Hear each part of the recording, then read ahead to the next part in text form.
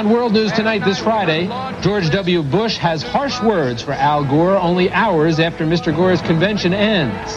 He says the attacks are unnecessary. I think that's politics as usual. I think people are tired of it. The Russians get close to their sunken submarine, but they still can't get inside. Their president says the crew was doomed as soon as the submarine went down. Life-saving in the worst weather imaginable.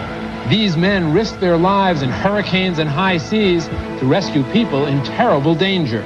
It's physical and mental, and you got to have the heart to do it. You got to have a calling to do this. And adding life to older people's lives by teaching them new tricks. A 21st century life.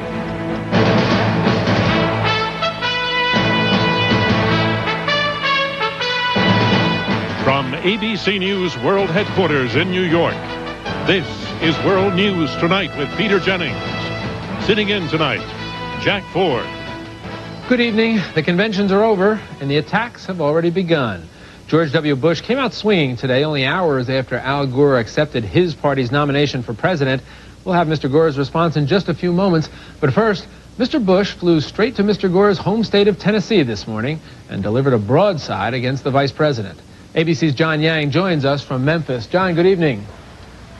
Good evening, Jack. George W. Bush ended a week-long break at his ranch in Texas and came straight to Al Gore's backyard, a rally in Memphis.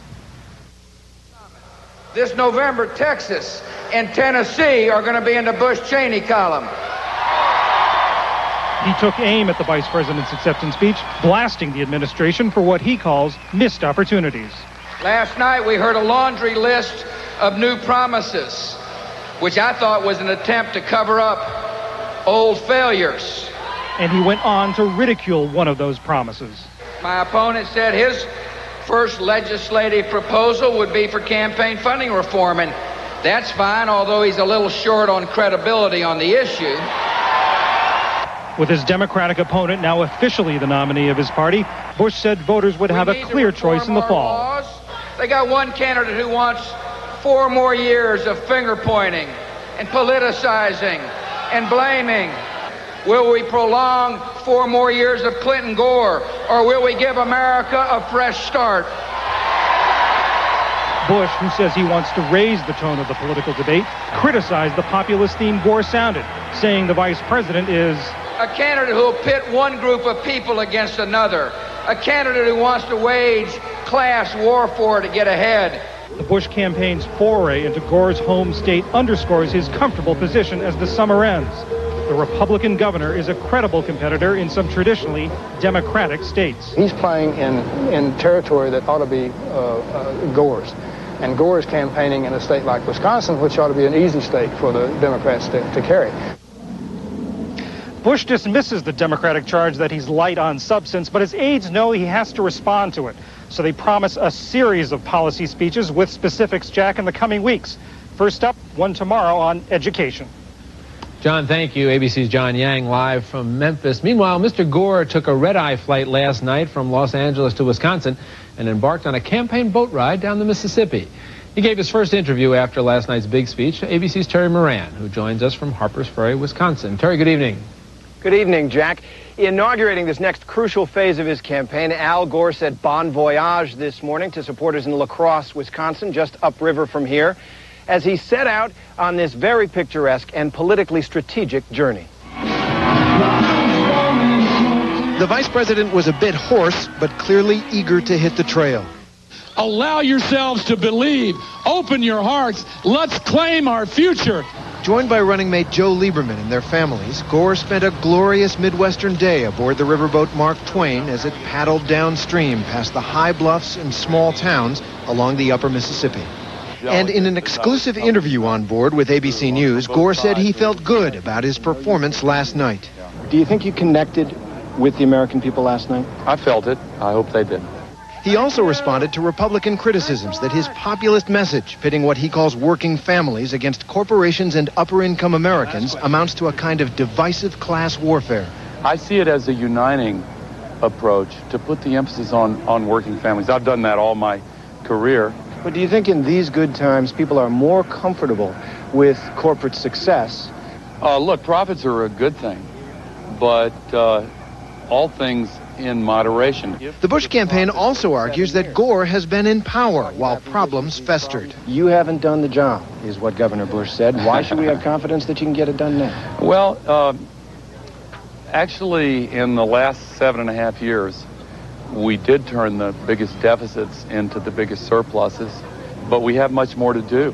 Why? And why do you still have more to do if you've been while we have made progress, we haven't made enough. Gore reacted to news that another grand jury was investigating President Clinton's conduct in the Monica Lewinsky affair. It's not proper to comment on a legal proceeding, but I'll tell you what I am going to comment on. This election is about the future of America. And how about that long, lingering kiss last night on stage with Tipper? I was kind of overcome with the emotion of the moment. You weren't trying to send a message at all about your particular family? Yeah, I was trying to send a message to Tipper.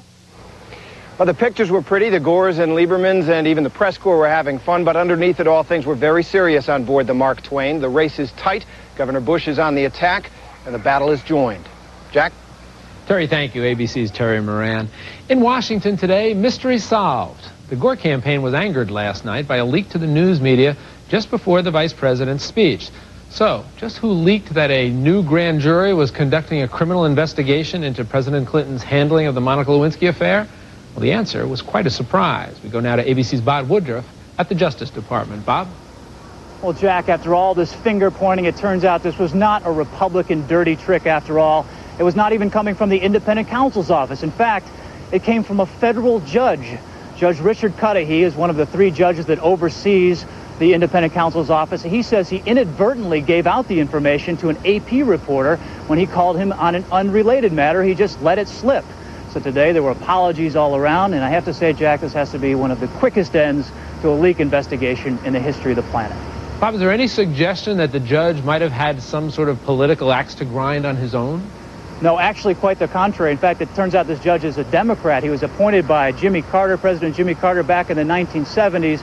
He's one of the senior judges on the 7th Circuit in Chicago. And in fact, he voted to end the Lewinsky investigation, the independent counsel's investigation of the Lewinsky matter last year.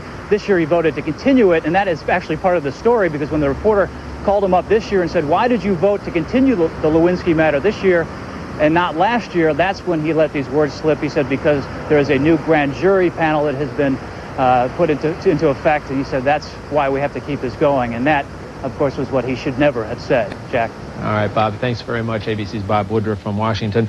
Overseas today, in the icy waters of the Arctic Circle, the Russians are still trying to save their submariners on that sunken submarine. Prospects are bleak that there's anyone left to save. The U.S. is preparing a team of experts to advise the Russians on a rescue, or if it comes to that, on a salvage operation. President Vladimir Putin, who returned early to Moscow from his vacation, is being asked a number of questions. ABC's Richard Gisbert is in the port city of Murmansk. For the rescue effort, it was another futile day at sea. The Russians are now saying their submersibles have managed to reach the escape hatch on the Kursk, but they are unable to latch on because the submarine is too damaged. No one knows if the British submersible that arrives here tomorrow will do any better. The Russian government has been criticized for failing to ask for foreign help sooner and for failing to keep its own people informed, including the sailors' families. Today, Russians finally learned who was actually on the submarine. Not from their government, from a newspaper that bought the list of names from a military source for 18,000 rubles, about $600. The military announced that it will brief the country twice a day on the rescue operation. And in another change, the head of Russia's northern fleet spoke emotionally from the rescue scene about the slim prospects for success. I will stay here until I fulfill my task, he said. No matter what the outcome, I won't leave. And he confirmed that the sub was sunk by an explosion that he says may have been caused by a collision at sea. The about-face that the Russian military took today on how it manages the flow of information here may have come too late to benefit President Putin. Putin owes much of his popularity to his successful handling of the military. 4 months ago, the Navy made him an honorary submariner. Today, the Moscow papers openly questioned Putin's honor and said his government's lies led to tragedy. Clearly stung by the criticism, Putin defended himself today. He said that from the moment of the accident, there had been little chance of saving the crew. And he added that at times of crisis, Russians have a strange habit of looking for scapegoats. He must be hoping that they haven't found one in their president. Richard Gisbert, ABC News, Murmansk. Coming up, John McCain's battle with cancer. The senator has high hopes for his surgery. And the swimmers who face some of the worst weather imaginable to rescue people in peril. We go out so that others may live. We put our life on the line so that other people may live. This is World News Tonight with Peter Jennings. Brought to you by Aflac. Without it, no insurance is complete.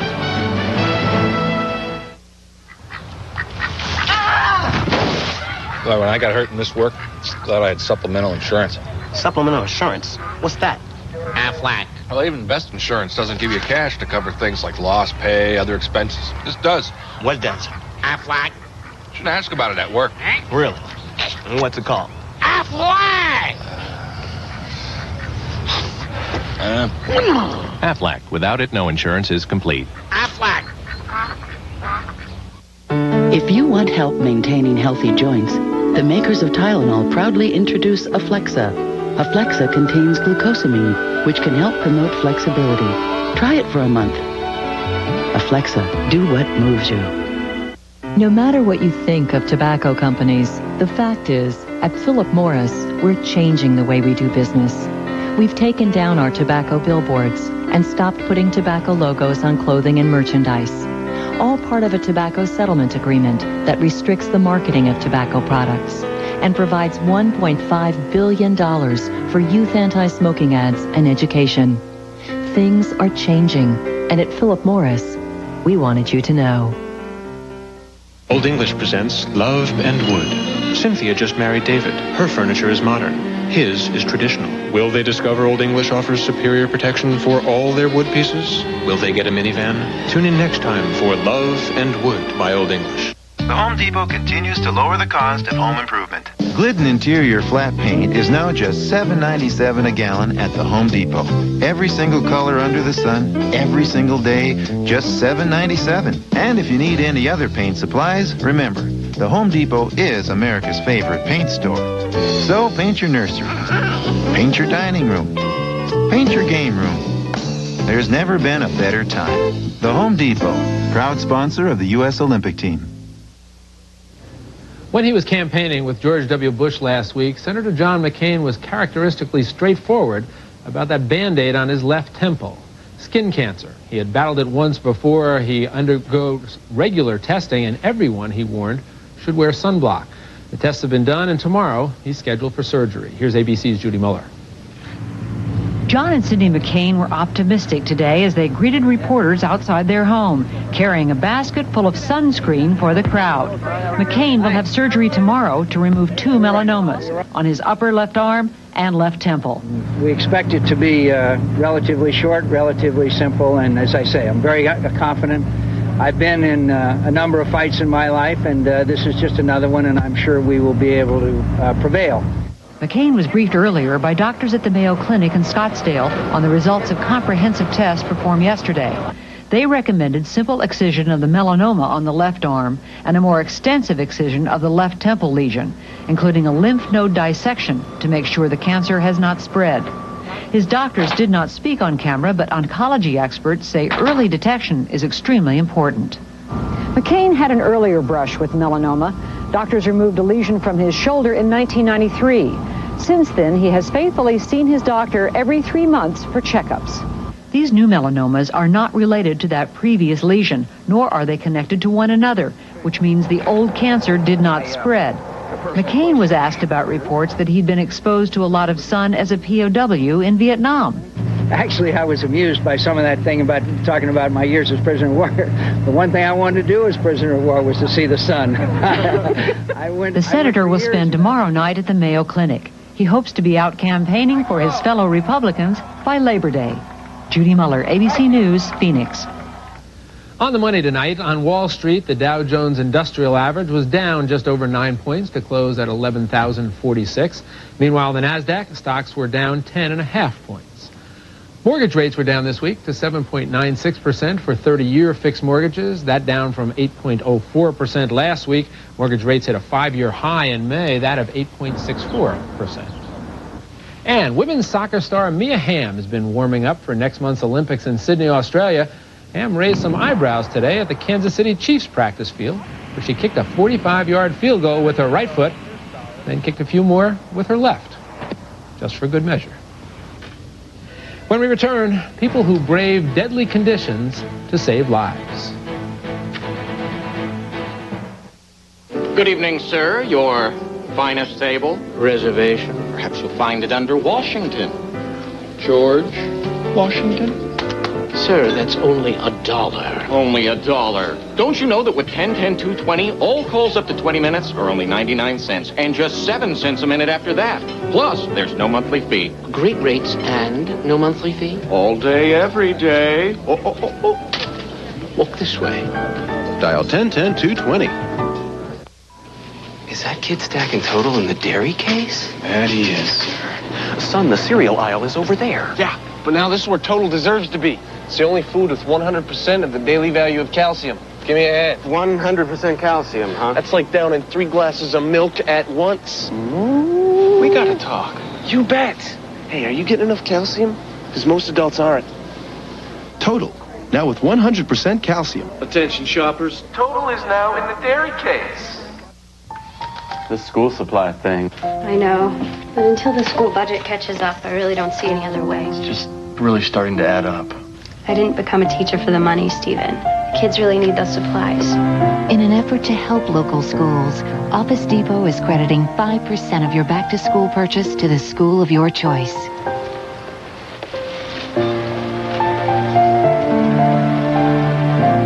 Office Depot, helping schools take care of business. Michael Johnson versus the Maytag Excelis 2X range.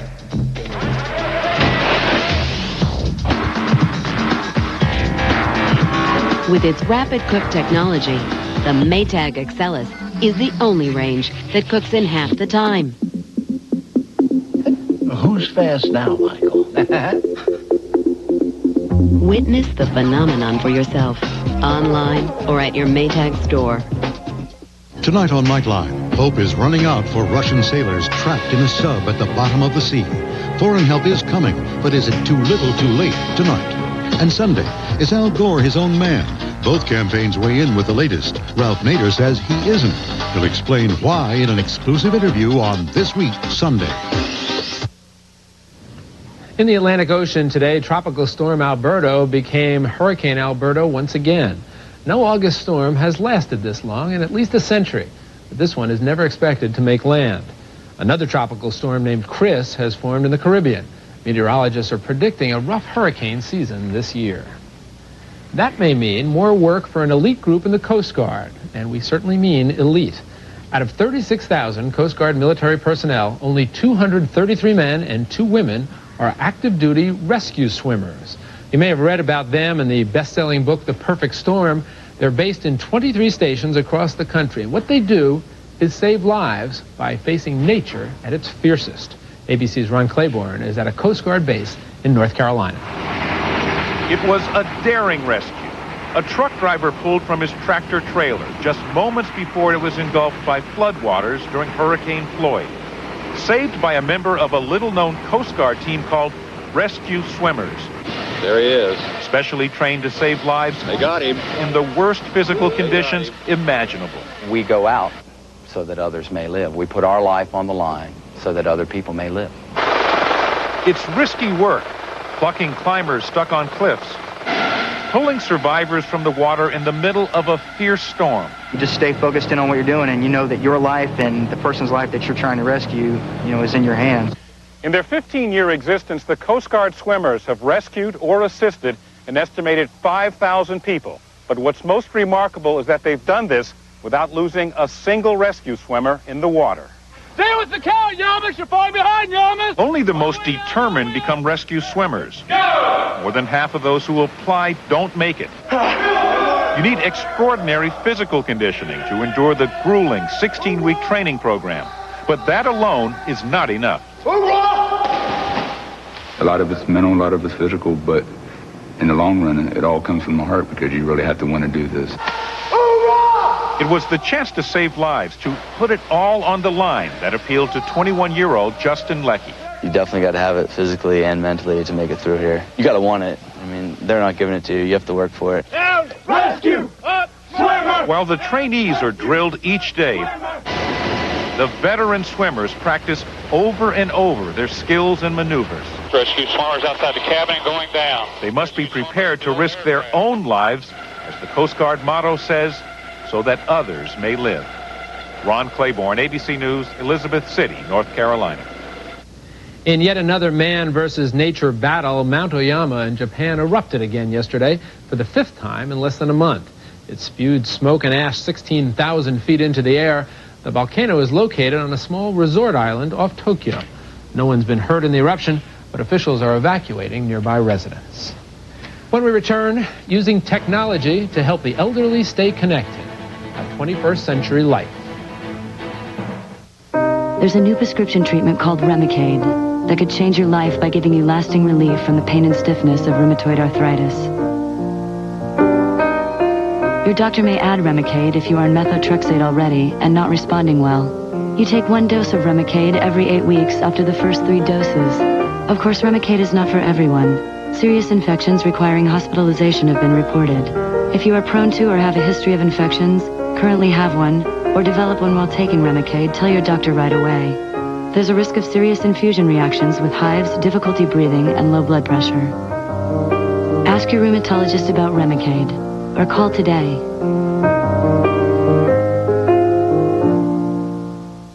You are absolutely gorgeous. Yes, you are. Oops, he's not gonna like that. Perfect. Now tell me this isn't the finest crop you've ever seen.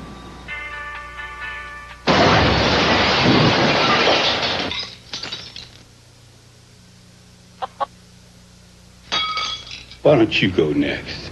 For the best flakes, we only accept the best corn. Kellogg's Corn Flakes. Don't let the minty taste fool you. Scope kills just as many bad breath germs as the leading mouthwash. Scope kills germs before they kill your breath. This leading mouthwash kills bad breath germs. Scope kills just as many bad breath germs. It just doesn't taste that way. Minty! Scope kills germs before they kill your breath. Welcome back. Please get out a pen and paper. You have an extra pen? Regular or gel ink? Gel. Comfort grip or standard? Comfort. Psst. You have any paper? Staples has everything you need for back to school. Bobby? You have any chalk? Regular or dust free? Want low prices? Staples. Yeah, we've got that.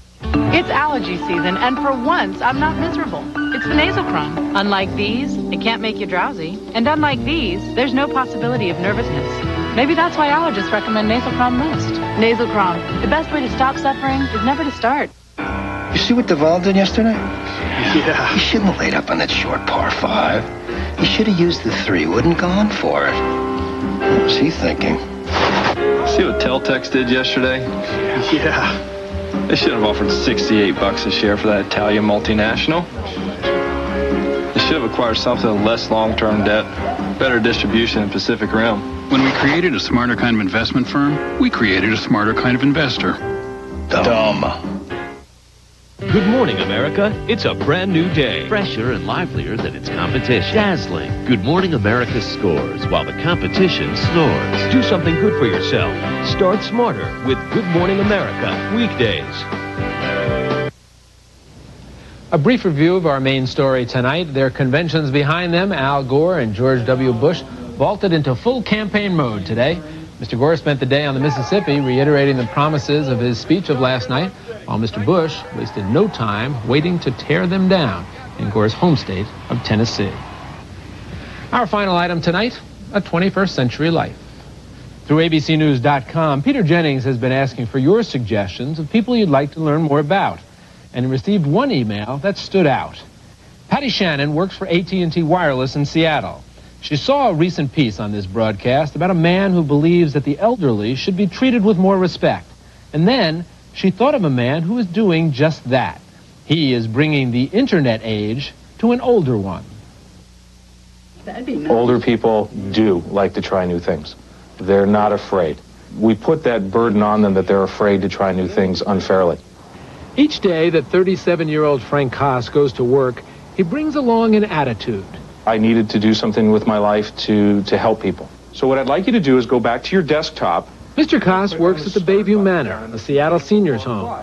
He loves working with computers, and his affection is contagious. 2 years ago, he was approached by residents at the manor who had heard he knew something about computers, and they wanted to know more. They're bombarded really daily about computers here in the Seattle area.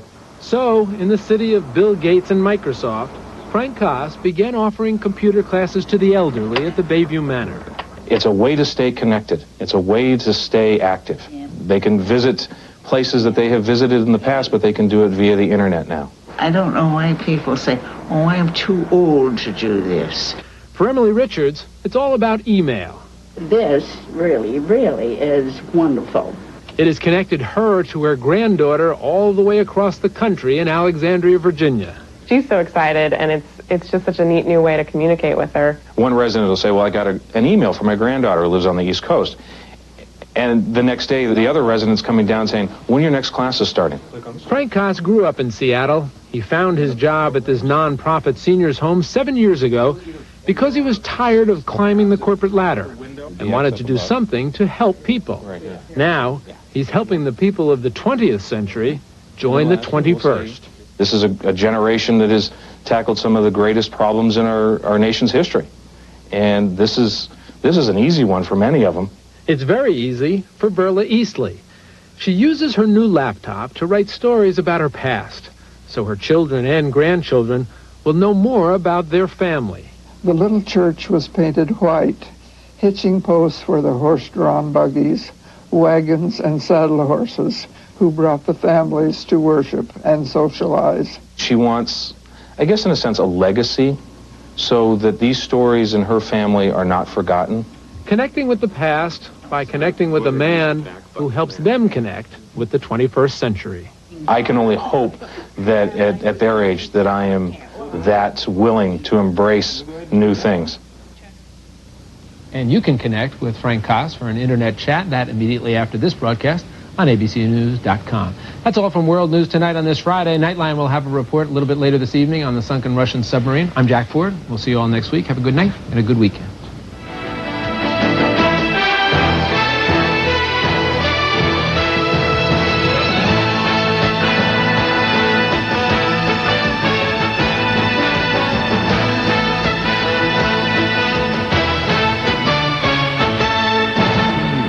More Americans get their news from ABC News than from any other source. Now that my son's a bit older, I can share advice with him. About women, for example. It's really important to remember that when you really like a girl, you should play it cool. Women are much more interested if a man isn't a sure thing. It's true. That's my advice.